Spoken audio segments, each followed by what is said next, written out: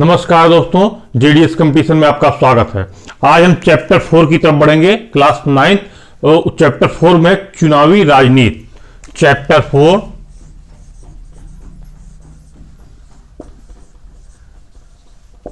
चुनावी राजनीति।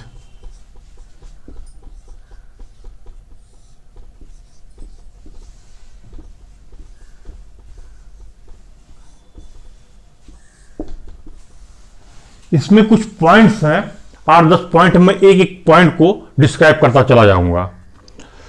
भारत आप जानते ही हैं, पूरी दुनिया का सबसे बड़ा लोकतंत्र है। यहां पे चुनाव होते हैं, आम बात है, होना भी चाहिए। सबसे पहला बिंदु आता है चुनाव क्यों। तो उसका पहले हम डिस्क्रिप्शन आपको देते हैं। जब लोकतंत्र की स्थापना किसी भी देश में होती है तो वो जनता का तंत्र होता है। ये मैंने आपको पहले ही चैप्टर में बताया था कि जनता के द्वारा चुनी हुई सरकार ही काम करती है। तो जनता कैसे चुनाव करे अपने सरकार का, कैसे शासन तंत्र स्थापित करे, उसके लिए वोट देना आवश्यक है। किसी एक प्रतिनिधि को वोट देगी जनता, किसी एक नुमाइंदे को, भाई, तब वो आगे जाके सरकार बनाएगा। अब पूरी जनता तो शासन करेगी नहीं, उसमें से कुछ लोग ही शासन करेंगे। तो जनता इलेक्ट करती है व्यक्ति को, ताकि वो जाए ऊपर और वहां से अपना पूरा शासन तंत्र संभाले। इसलिए एक नंबर 1 पॉइंट हुआ चुनाव क्यों। चुनाव क्यों। अब दूसरे पॉइंट की तरफ हम बढ़ते हैं। चुनाव को लोकतांत्रिक मानने का आधार क्या है। पहली बात तो ये, लोकतांत्रिक हम लोग इसलिए मानते हैं चुनाव को, क्योंकि यहां पर जो कुछ भी हो रहा है वो जनता के द्वारा ही हो रहा है। जनता ही इलेक्ट कर रही है। हां, डिसीजन ऊपर लिया जा रहा है। जब हम इलेक्ट कर दे रहे हैं किसी एक व्यक्ति को, तो वो ऊपर पहुंच जाए, शासन तंत्र में पहुंच गया, वो डिसीजन ले रहा है। लेकिन हम उस व्यक्ति को इलेक्ट कर रहे हैं। ये उसका लोकतांत्रिक मानने का आधार। नंबर 2, चुनाव को लोकतांत्रिक मानने का आधार क्या है। चुनाव को लोकतांत्रिक मानने का आधार क्या है।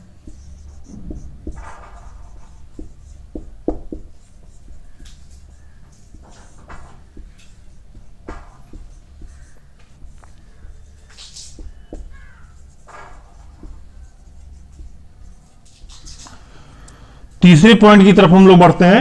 तीसरा पॉइंट है चुनाव की क्या राजनीतिक प्रतिद्वंद्विता अच्छी चीज है।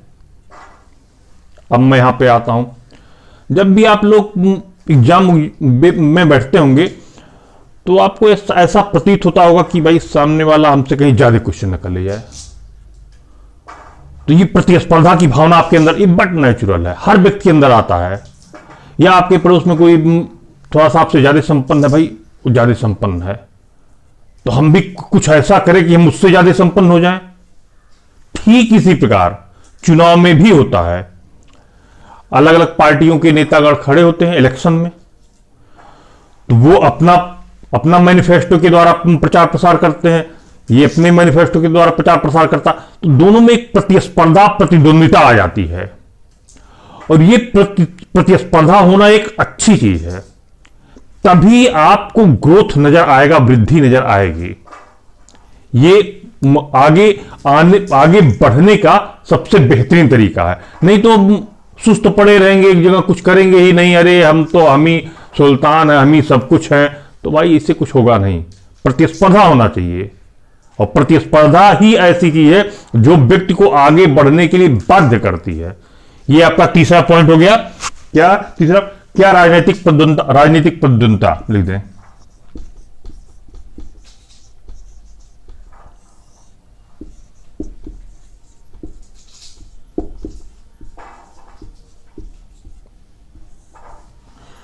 चौथे पॉइंट की तरफ हम लोग बढ़ते हैं। चौथा पॉइंट, चुनाव की हमारी प्रणाली क्या है भाई। अब हम लोग जो इतने बड़े लोकतंत्र, दुनिया के सबसे बड़े लोकतंत्र, तो हम लोग चुनाव कराते कैसे हैं। हम लोग पूरे भारत में अलग अलग जगहों पर जनसंख्या के आधार पर जनसंख्या के आधार पर अलग अलग जगहों को निर्वाचन क्षेत्रों में बांट दिया करते हैं। ये फला निर्वाचन क्षेत्र, ये फला निर्वाचन क्षेत्र, ये चांदनी चौक का लोकसभा निर्वाचन क्षेत्र, ये चांदनी चौक के किनारे का विधानसभा निर्वाचन वगैरह वगैरह। पूरे भारत में इस प्रकार से हमने सीटों का बंटवारा कर दिया है। लोकसभा की 543 सीटें हैं, टोटल 545 हैं। 2 एंग्लो इंडियन को नॉमिनेट किया जाता है, 543 पे हम इलेक्शन होता है। तो यानी पूरे भारत में 543 निर्वाचन क्षेत्र हैं, और इसमें से 543 में से आधे तो मान लीजिए सामान्य है, और कुछ रिजर्व हैं अनुसूचित जात के लिए, अनुसूचित जनजात के लिए। यानी वहां पर वही कास्ट के लोग ही लड़ सकते चुनाव, बाकी सामान्य वर्ग के लोग नहीं लड़ सकते, ताकि उनका संसद में समान प्रतिनिधित्व स्थापित हो सके। ये आपका हमारी चुनाव प्रणाली हुई। अब आगे बढ़ते हैं नेक्स्ट पॉइंट पे, मतदाता सूची। चौथे नंबर पे हम लिख दें चुनाव प्रणाली, हमारी चुनाव प्रणाली। 5वें नंबर पे हम बढ़ते हैं मतदाता सूची।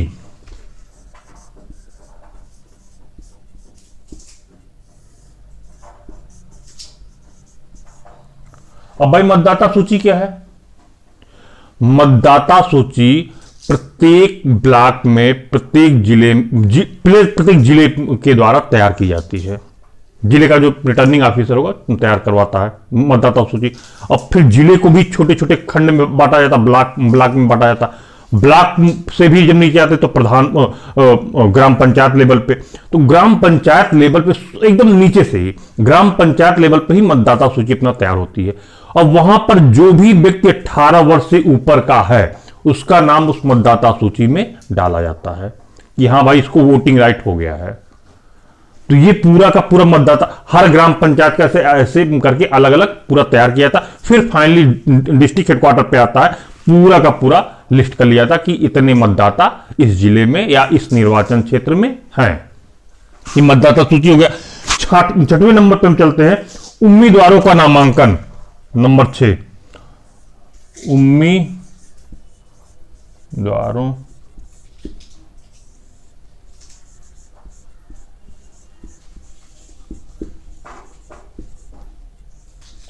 अब जब भाई यहां तक हो गया, मतदाता सूची सब तैयार हुई, अब उम्मीदवार अपना नामांकन करेंगे।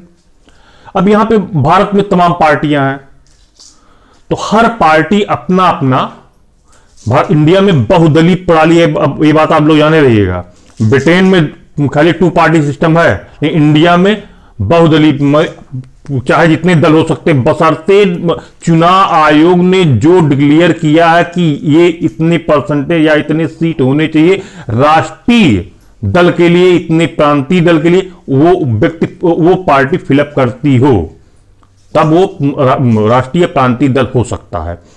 तो उसके बाद में हर पार्टी अपना अपना कैंडिडेट खड़ा करती है। तो जो कैंडिडेट खड़ा होता है वो फिर जाता है डिस्ट्रिक्ट हेडक्वार्टर में जिलाधिकारी के समक्ष, अपना उस पार्टी से एक नामांकन पत्र दायर करता है कि हाँ भाई हम इस पार्टी से हैं, सिग्नेचर कर दिया, वो उस इलेक्शन में खड़ा हो गया कि हाँ भाई हम इस पार्टी के उम्मीदवार हैं। अब आगे की प्रक्रिया जिला मजिस्ट्रेट करेगा। अब नेक्स्ट आप पे चलते हैं हम चुनाव अभियान। नंबर 7, चुनाव अभियान।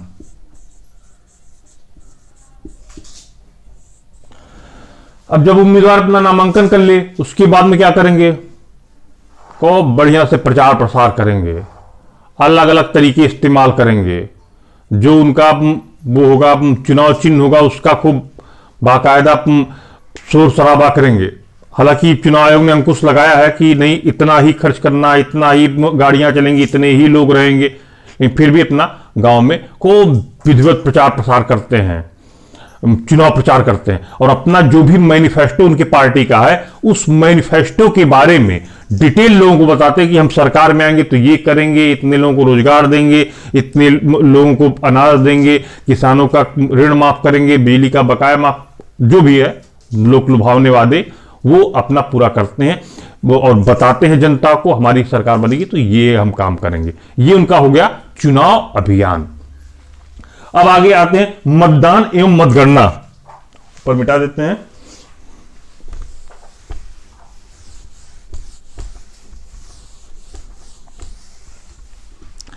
नंबर 8 पे आ गए मतदान एवं मतगणना।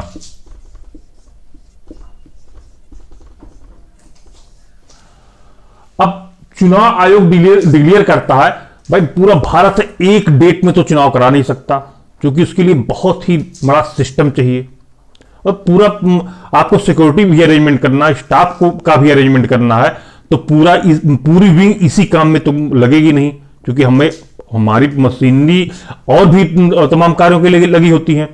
तो वो विभिन्न चरणों में चुनाव को बांट दिया करती है। जैसे पिछला इलेक्शन हुआ था 14वीं या 15वीं लोकसभा का, 6-7 चरणों में बांट दिया करती है। जितने भी चरण 6-7-8 जो भी उनको सुविधाजनक लगता है, पहले चरण में यहाँ इलेक्शन होंगे, दूसरे चरण में यहाँ, तीसरे चरण में यहाँ, इस टाइप में बांट दिया करती अपनी सुविधा के अनुसार। तो उस पर्टिकुलर डेट में 10 बजे से 5 बजे तक लोग जाते वोट डालते हैं। ये हुआ मतदान। और इसके जस्ट बाद में जब सारे चरण के चुनाव कंप्लीट हो जाते हैं, तो किसी एक डेट में वो लोग क्या करते हैं, हर जिले में, पूरे भारत के हर जिले में तैयार हो गया, वहां पर डीएम अपना मंगा लिया ईवीएम मशीन, और वहीं एक कलेक्ट्रेट जो परिसर होता है वहां पे मतगणना होती है। और मतगणना होती तो फाइनल डिसीजन, फाइनली जो प्रत्याशी जीतता उसको वहां पे डीएम प्रमाण पत्र अपना दे दिया करते, तो फला पार्टी का व्यक्ति विजयी हुआ है। ये हो गया आपका मतदान एवं मतगणना। अब आगे हम चलते हैं, भारत में चुनाव क्यों लोकतांत्रिक है। लोकतांत्रिक होने के हमारे यहां आधार भी हैं। इतनी बड़ी मशीनरी हमारे यहां लगी हुई है और इतनी जनता हमारे यहां इस पर मतदान करती है। लगभग आप मान के चले हमारे यहां जो मतदान का प्रतिशत है 58, 60, 62 के आसपास पहुंच जाता है, यानी 60% अराउंड पहुंच ही जाता है। तो ये मानने का आधार है कि हमारे यहां लोकतांत्रिक व्यवस्था है। अगर ये 30% होता, 20% होता, वोट देते, तब कोई मतलब नहीं रहता, यानी वो चुनाव होना न होना बराबर है। ये आधार हमारे यहां, क्योंकि वोटिंग परसेंट हमारे यहां ज्यादा है। अब आप आगे आ जाते हैं, भारत में चुनाव क्यों लोकतांत्रिक है। नंबर 9, भारत में चुनाव लोकतांत्रिक भारत।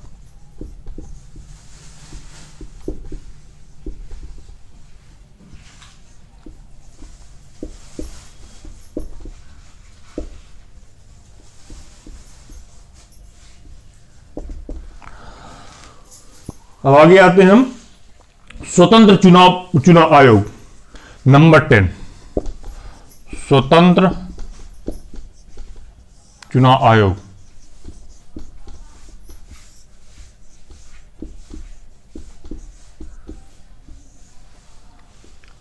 सबसे बढ़िया व्यवस्था इंडिया में है आर्टिकल 324। आर्टिकल 324 में भारत का निर्वाचन आयोग है। यह निर्वाचन आयोग स्वतंत्र है, किसी भी व्यक्ति, पार्टी, सरकार का कोई अंकुश इस पर नहीं है। पूरे भारत में चुनाव को कराने की जिम्मेदारी इसी निर्वाचन आयोग पर, स्वतंत्र एवं निष्पक्ष चुनाव कराने की जिम्मेदारी इसी पर। यह बायस होकर कभी कोई काम नहीं करता। यही कारण है कि हमारे यहां की जो लोकतांत्रिक व्यवस्था है उसको बहुत ही अच्छी मानी जाती है कि भाई सरकार कोई, मान ली इस समय जो भी सरकार है, मान ली बीजेपी शासन व्यवस्था इस समय है और चुनाव आयोग है, काम कर रहा है, तो चुनाव आयोग कभी भी उस पार्टी से प्रभावित नहीं होगा कि नहीं हम बीजेपी के बन जाएं ना, बिल्कुल नहीं। वो उसको सिर्फ चुनाव कराना है। बीजेपी जीते, कांग्रेस जीते, सपा जीते, बसपा जीते, उससे कोई मतलब नहीं है। बस चुनाव में कौन जीत रहा है उसको इससे मतलब है। हाँ, चुनाव निष्पक्ष होना चाहिए, उसकी नजर में यह है। ये इसकी सबसे बेहतरीन भूमिका है चुनाव, हमारे क्या चुनाव आयोग की। अब आगे हम चलते हैं, लोगों की भागीदारी चुनाव में।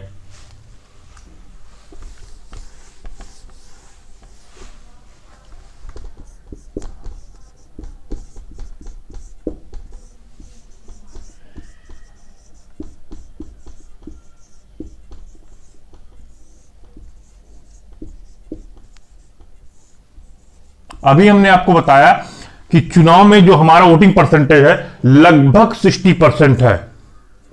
किसी किसी राज्य में 70-72%। जहां पे एजुकेशन लेवल ज्यादा है वहां पे ये परसेंटेज बढ़ जाता है, जहां पे एजुकेशन लेवल बिलो है वहां पे परसेंटेज घट जाता है।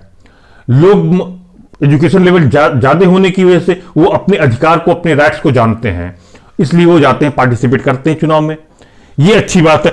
और लोगों की भागीदारी यही है कि कितने परसेंटेज मतदान हुआ।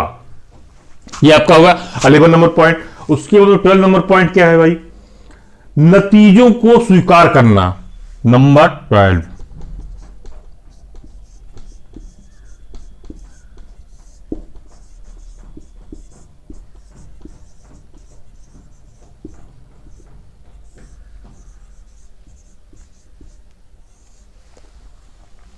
जो भी परिणाम आता है, जो भी पार्टी या जो भी व्यक्ति जीतता है, कभी ऐसा नहीं कि नहीं हम उसको मार देंगे, ये कर देंगे, वो कर देंगे, बिल्कुल नहीं। वो व्यक्ति या वो पार्टी जनादेश को स्वीकार करती है। अगर वो स्वीकार नहीं किए तो भाई उनके लिए निगेटिव हो गया मामला, गड़बड़ हो जाता है। तो जनादेश अगर उनको विजयी बनाया है तो जनता का शुक्रिया अदा करते हैं, धन्यवाद करते हैं। और अगर मान लीजिए कोई व्यक्ति हार गया, किसी पार्टी का व्यक्ति हार गया, तो फ्रस्ट्रेट नहीं हुआ करता, वो स्वीकार करता कि नहीं, हमें शायद हम उतना बेहतर नहीं कर सके, इस कारण से हम हार गए हैं, और कोई बात, अब वो और बेहतर करने की कोशिश करेगा। यही है जनादेश को स्वीकार करना। अब अगला आते हैं स्वतंत्र और निष्पक्ष, लास्ट पॉइंट, 3rd नंबर 13। स्वतंत्र एवं निष्पक्ष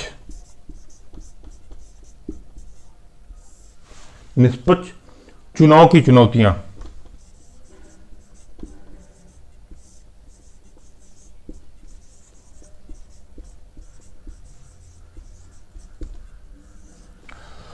बहुत टफ टास्क है चुनाव आयोग के लिए कि जो चुनाव हो रहा है वो पहली बात स्वतंत्र हो और निष्पक्ष हो, किसी भी प्रकार का वायलेंस न क्रिएट होने पाए, कोई भी व्यक्ति या पार्टी ये न कहने पाए कि नहीं भाई आपने गड़बड़ करवा दिया है। अभी कुछ 1-2 साल पहले शायद आरोप लगा था चुनाव आयोग पर कि सब ईवीएम हैक कर लिए हैं ये फला पार्टी वाले। चुनाव आयोग ने, आप जानते हैं, एकदम क्लियर कट मामला है कि वो कभी भी बायस नहीं हुआ करता, किसी भी इलेक्शन में बायस नहीं हुआ करता। हम भी देखते हैं, नहीं हमको भी लगा नहीं कहीं। चुनाव आयोग ने सभी पार्टियों को कहा कि आप आइए, और अगर कोई भी एक बिंदु पर ये आप कह दे कि ये ईवीएम मशीन हैक की जा सकती है तो जो कहिएगा हम करेंगे, हम चुनाव को रद्द कर देंगे। कोई भी एक पार्टी वहां पर नहीं गई चुनाव आयोग के कार्यालय में, बस आरोप इन्होंने लगा दिया। आरोप लगाने के पीछे आप फुल प्रूफ एविडेंस दीजिए तब आरोप लगाइए। वही चुनाव आयोग एक जगह चुनाव कराता तो दूसरी पार्टी जीतती है, और दूसरी जगह चुनाव होता तो तीसरी पार्टी जीतती है। तो अगर वो चुनाव आयोग बायस होता तो हर जगह एक पार्टी की सरकार बनती, लेकिन ऐसा नहीं है। हर जगह अलग अलग नतीजे आते हैं, काम के आधार पर नतीजे आते हैं। ये चुनाव आयोग के सामने बहुत बड़ी समस्या है।